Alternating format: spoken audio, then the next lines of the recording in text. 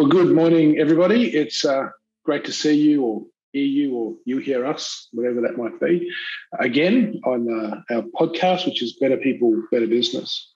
My name's Andrew Deering. I have the pleasure of working with a bunch of really cool and clever people who are really good at helping others, people and organisations, to be better. And we do a lot of work around capability and otherwise. And our purpose in the podcast is to bring some conversation to show you just how clever some of the people are that I get to work with. And today I have the absolute pleasure of having some time with Maha White, another one of the TDG crew, who is, I keep saying clever, but I'll say it again, very clever person, and brings a bunch of wisdom and knowledge to the team and experience. Morning, Maha. Hello, everyone. Hi, Andrew. We're doing this over Zoom because it's the best way to do it and grab hold of us. For those who haven't worked it out, I'm based in Brisbane and Maha's based over in Perth. So it's a delight to be able to do this digital stuff and make life easy. Maha comes from, like I said, comes from a bunch of experience across a range of different sectors and otherwise. And Maha, just tell us a little bit about you, because people may not have known you yet, and I'm sure they'll want to. Thanks, Andrew. So I started working in the RTO realm back in 2008 when we moved to Australia. And where was pre-Australia? Zimbabwe. Cool. Very cool. Yes. So moved back in 2008 and started my RTO journey then. I've always seen the RTO world as a bit of a mountain range, and, you feel like you get to base camp, and then all of a sudden there's another base camp, and there's so much still to learn, and I'm still learning. However, I feel a couple of years down the track, I've got a pretty good overview of most of the peaks and troughs as well. Yes, and troughs as well. Some serious troughs. But so worked for an RTO for about 5 years, and then worked for an auditor who was an auditor for TAC as well as ASQA, where I really got good knowledge of the standards, as well as just unpacking training packages and unit of competencies and things like that. Moved away from compliance into a small stint in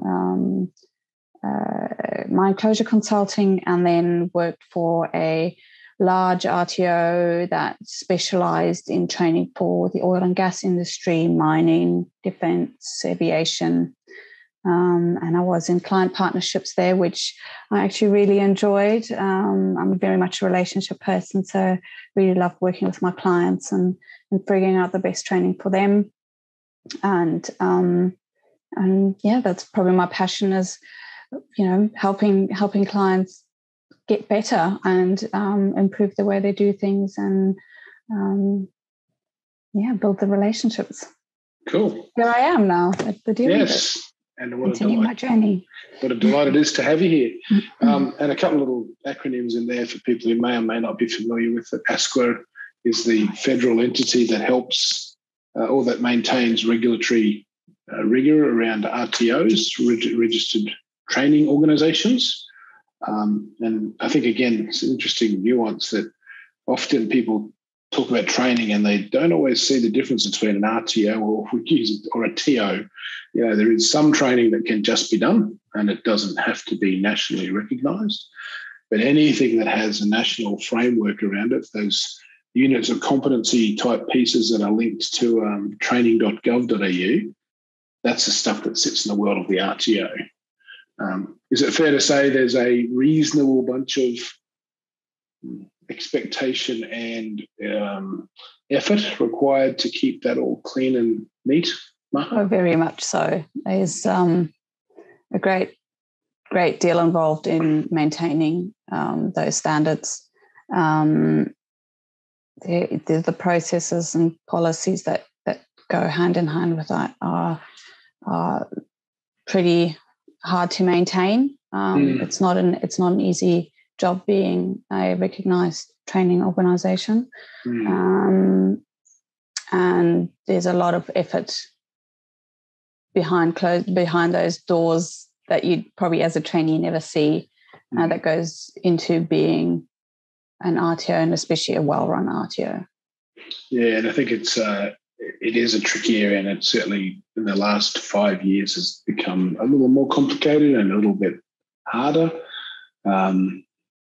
It's something we don't. We aren't an RTO. We absolutely understand the world of qualification-based thinking. We integrate into it, but we are not an RTO in how we do what we do, but we do help organisations understand the best path of them around training. Is it something that's around job readiness always is our focus, but also recognising that qualifications may be a support process or a process that can be used to achieve that job readiness. At this point, and no spoilers or otherwise, but I'm certainly not intending any spoilers, we're not racing toward being an RTO anytime soon. But it is lovely to have Maha here, who has that depth of experience. So when she's talking to clients, she gets that rigour, gets that complexity.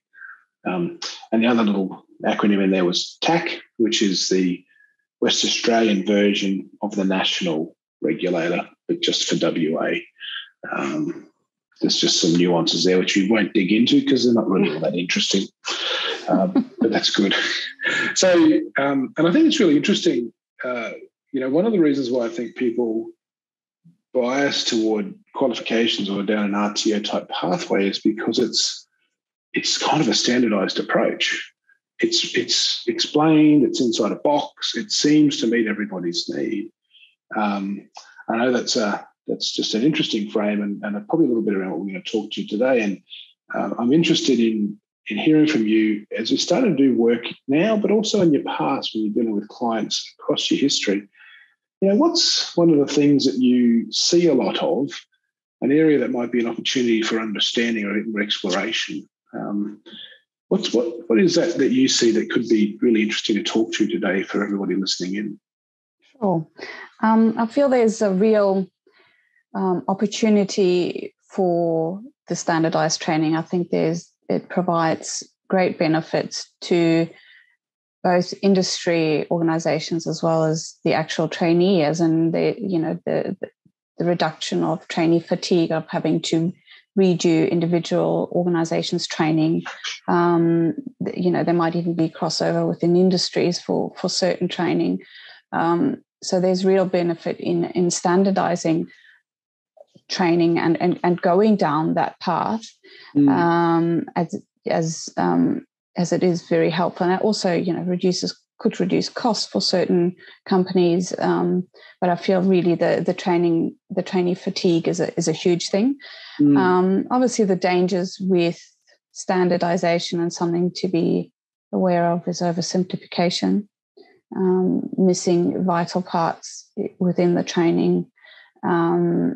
Is very dangerous. There's also been in the past a real push from industry and organisations to reduce the hours of training and the amount of training, which has forced a lot of training organisations into some probably being forced to deliver training that is not quite to standard or up to scratch, up to competency. So there's those dangers there.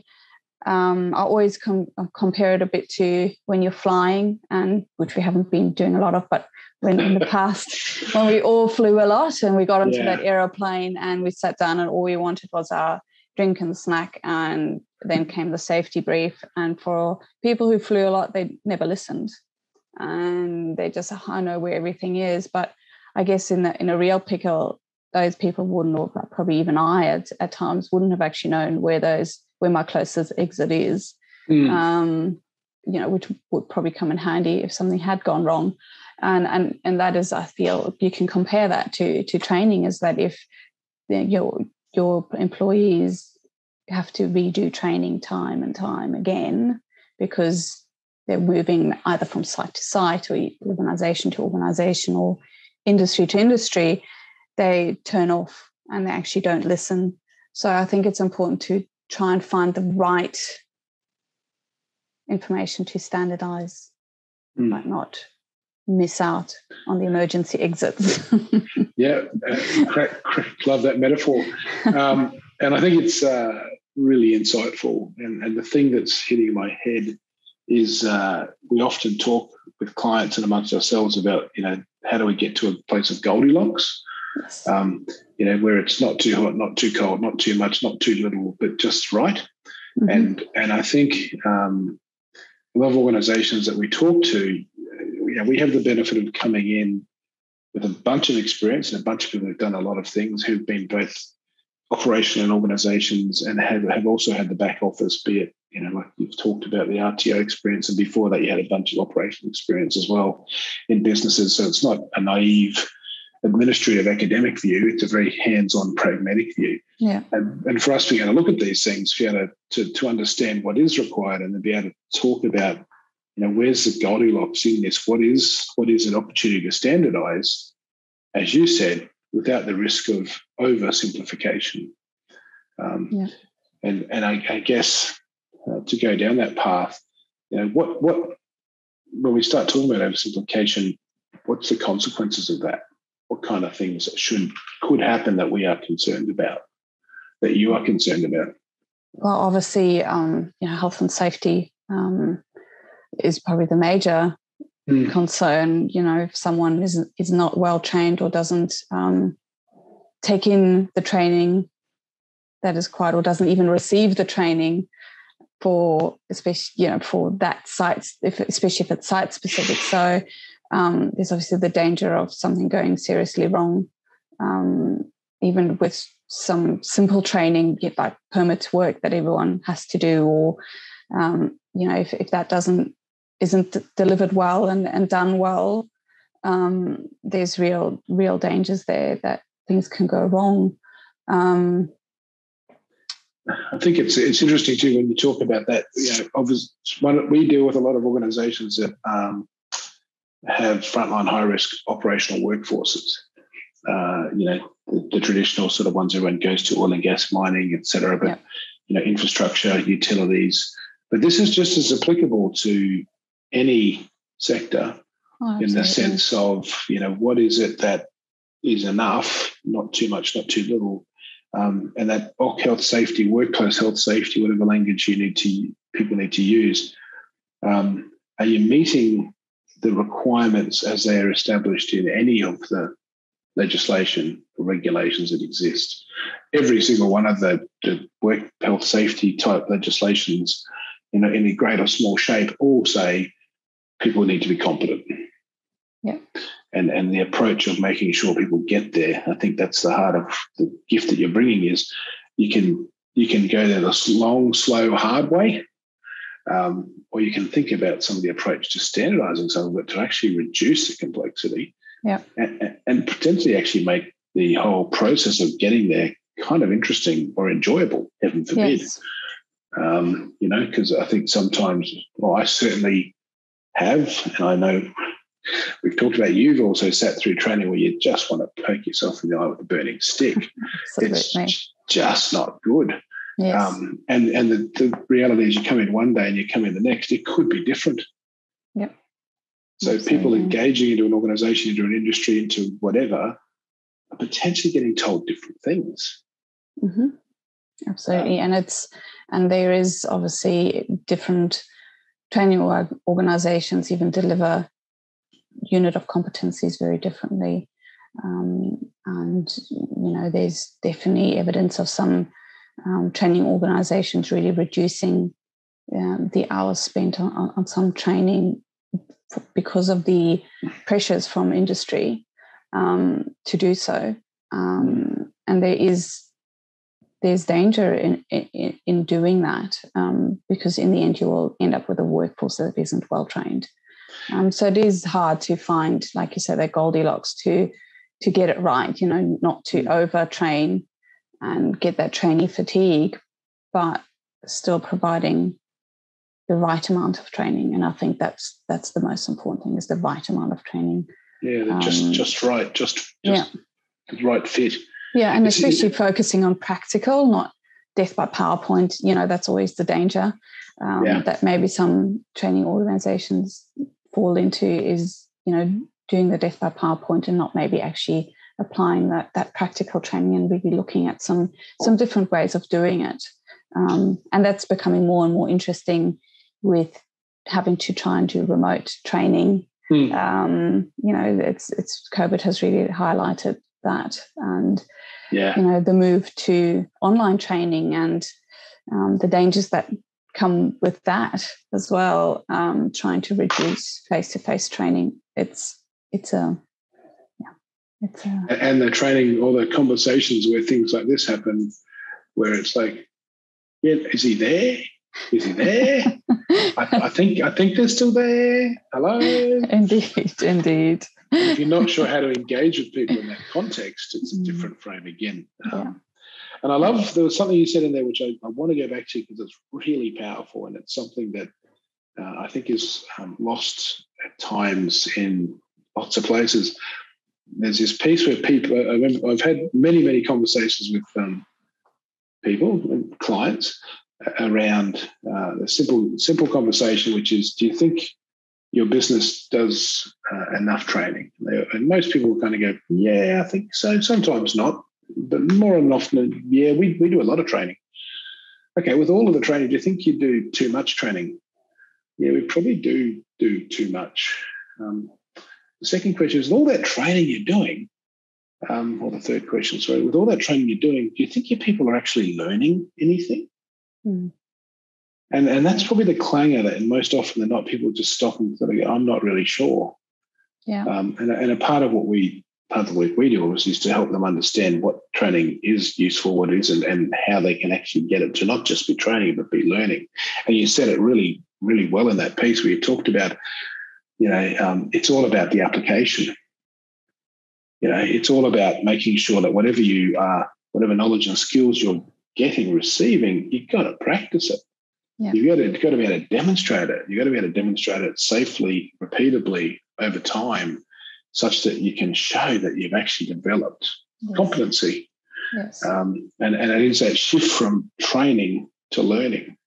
And the risk of oversimplification, I know there's been a lot of issues. You can go to lots of different sectors, but one that is fairly well known in a lot of industries is things like high-risk work licenses, for forklifts, etc., where people can kind of show up somewhere and somehow magically, in one organisation it's done in a couple of hours, in another it's a 2-day workshop. And yet it's the same outcome. Documented outcome. Yes. And I think that's the piece we know, that oversimplification does not give you the same outcome.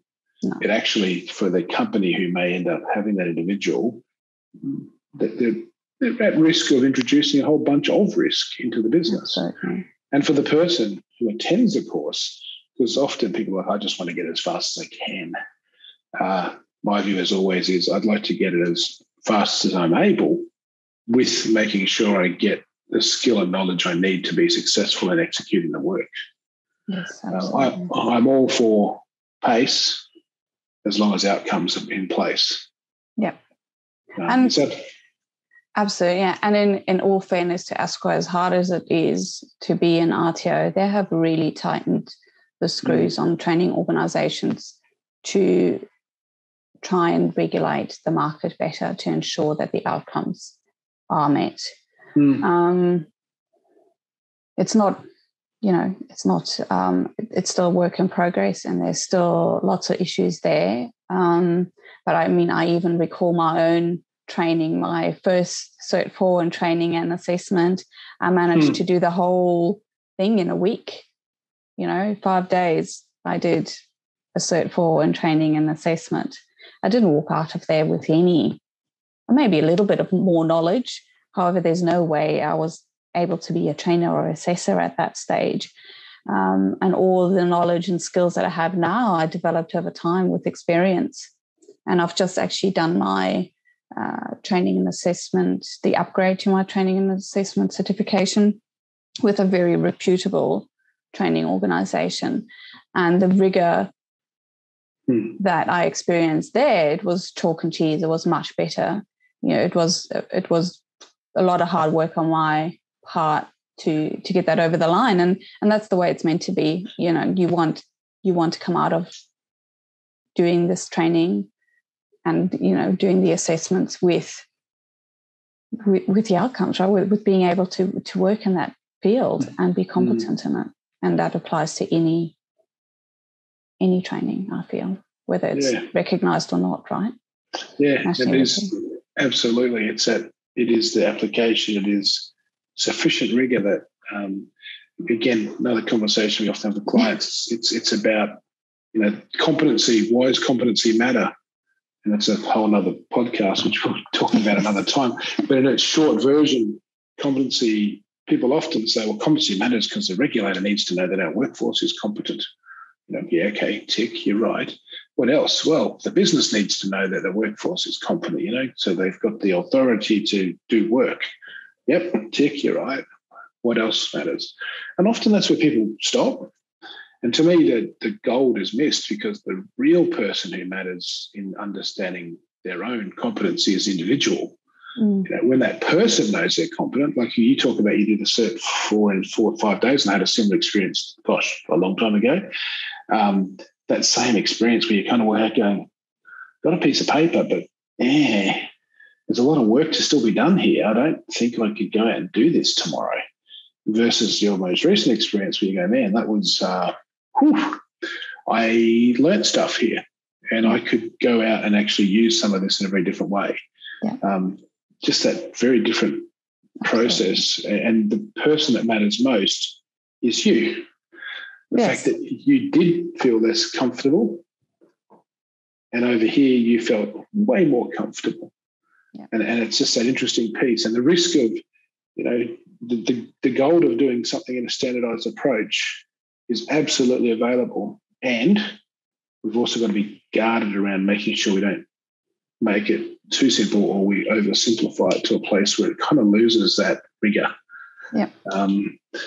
And there is, like, to go back to the very early conversation, you talked about it, the two pieces I think you flagged beautifully. One was about learner fatigue. A story that I've seen through my involvement with Safer Together, an organisation that helps try to bring people together and help them work better and work more safely. Many years ago, 8-ish, we helped build a industry safety induction. Pre this, every organisation had their own induction day-ish. Everybody had their own set of rules in that day, and if a contractor needed to work in them, they had to do so particularly contractors who might work across 5 or 6 different businesses, they had to do every single one of them to allow them to begin work. Yeah. And there were conversations happening with those people to get lack of standardisation, really, really palpable. People go, oh man, what a waste of money. And you go, yeah, but there's a much darker, more problematic thing hiding behind them. The money is the easy answer, and it's right. Yes. But it's the easy answer. The piece that sits behind it, though, is the fact that, as you said, people are getting just a bit of fatigue, because they're going to company A and they say X, and here's our rules and here's our expectation. They go to company B and it's kind of the same but a little bit different. And company C, here we are again. And the nuance that happens in people's minds is sometimes consciously, often not, they start to switch off. Absolutely. They start to stop listening. So they'll go through the process. They can answer the questions. They're not all that hard. It's pretty simple. But over multiple situations, they're kind of going, this is just rubbish. Mm-hmm. Like, you're all telling me something a bit different. How am I supposed to remember everybody's little nuances? Standardisation, industry safety induction, those all disappeared, more or less. And this one came in, which became the single conversation. So everybody entering through that industry, standardised. Yeah. And the tension that was held in that was, when it was created, was exactly to your point. You got to standardise. We've got to be careful we don't oversimplify too. Yeah. It's not about lowest common denominator. No. It's about what is the expected denominator.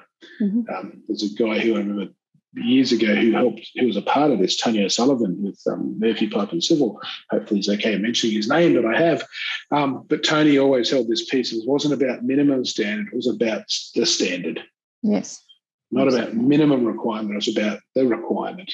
Yeah. And it was this beautiful piece, and what he was talking about was holding a line against oversimplification. We've got to have it where we need to have it, accessible, useful, simple, but not oversimple. Yeah, absolutely. And I think they're the kind of things that we see in all sorts of places. So from a business perspective, so, you're going into a client, names and colours and et cetera aside, organisational aside, when these sorts of conversations happen, what kind of things are you hearing? Like what do you see and hear with businesses around this tension? Any reflections there that people may associate with? I do feel organisations would be open to working with other organisations in the industry to standardise. I sometimes feel feels like it's in the too hard basket. I think organisations like Safer Together and having good results there is really helpful in bringing industries together to do more of that kind of work. I feel organisations are open to it. I just don't think they quite know how to get there. And that's what I'm hearing.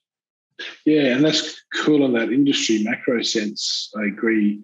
Sometimes it just requires the conversation reaching out beyond your industry or your company, sorry. Yeah. The other reflection I think is useful is sometimes in companies, asset to asset, site to site, place to place. So we often talk about the big industry opportunities, the collaboration, and they're good. Absolutely not trying to undervalue them at all. But often in your own business, you may see a microcosm of exactly the same thing. Absolutely. And especially in organizations that might have joined together with other companies, where they've, where two companies have joined or take over, things like that. Assets have been bought, collection of assets. Yeah. And different systems all of a sudden fall under the same company. Yeah, so there's different way of doing things. There's different permit systems. There's different competency requirements. And not sometimes. And not, yes.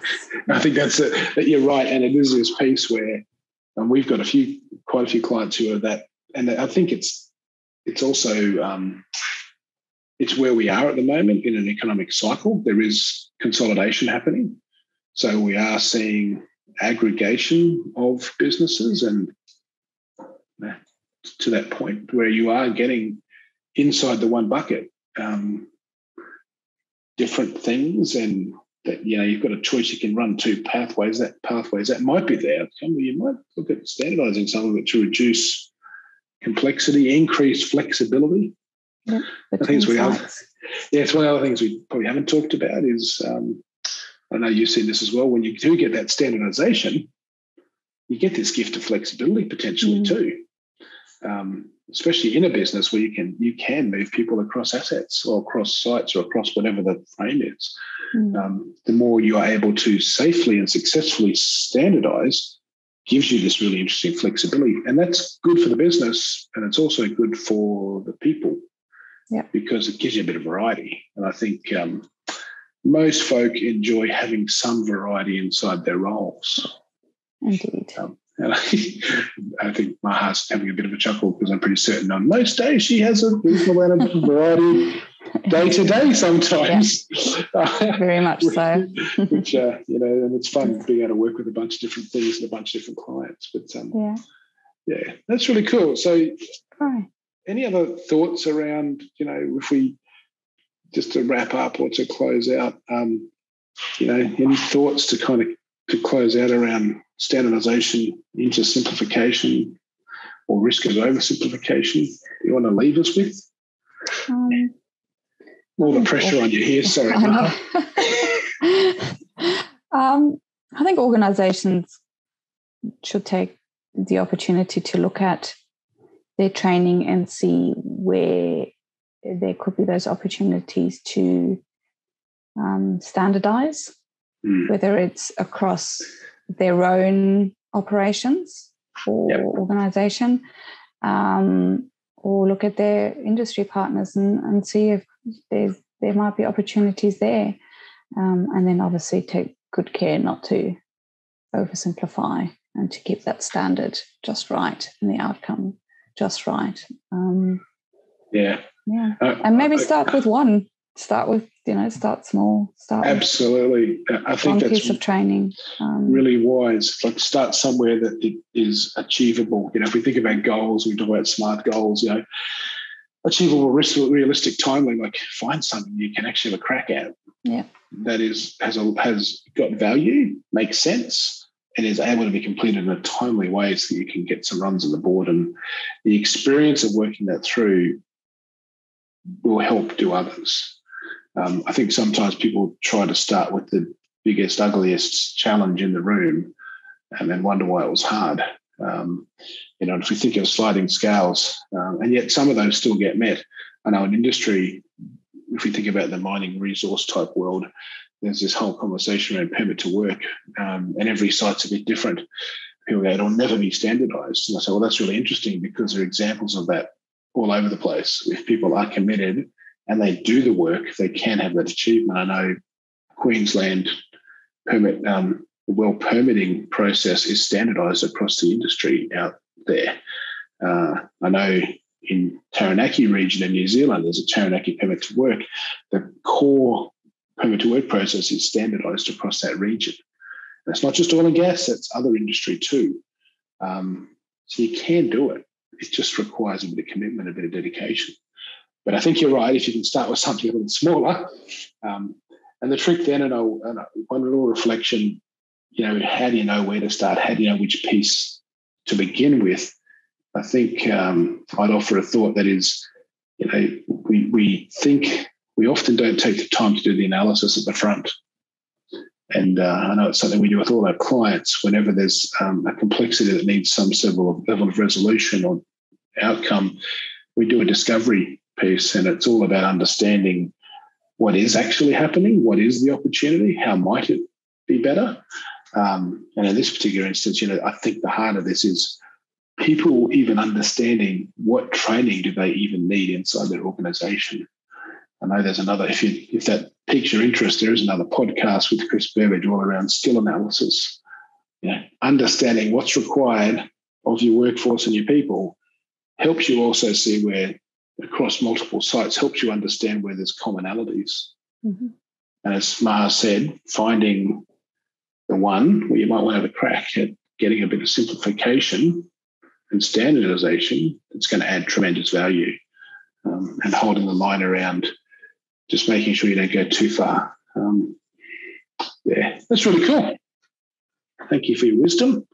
Thank you. And for those who didn't pick it up, I was a little bit nervous about this one, but I think we can all agree it was a cracking outcome. And so as you're going forward and as you're thinking about today, thinking about the conversation today, and there's a couple of nuggets there, I think, where one was around training's great, learning's better. And the difference, as Maha pointed out, was all about application. Standardisation is brilliant, oversimplification is problematic. And again, that's very much around understanding what you're trying to achieve before you just remove everything and reduce it to a place that it actually becomes less effective and increases risk rather than reducing risk. There's a few more in there as well. I'm sure everyone's heard one. Thank you for your time, Maha. Thank you, Andrew. Deeply appreciative. And we look forward to the next conversation we will have. This is, there'll be more from this amazing person. And for those who've tuned in, thanks very much for listening. And if you need any help or questions, send us a note, give us a call. We really love working with people and helping them do their people better. Cheers. Thank you. Bye.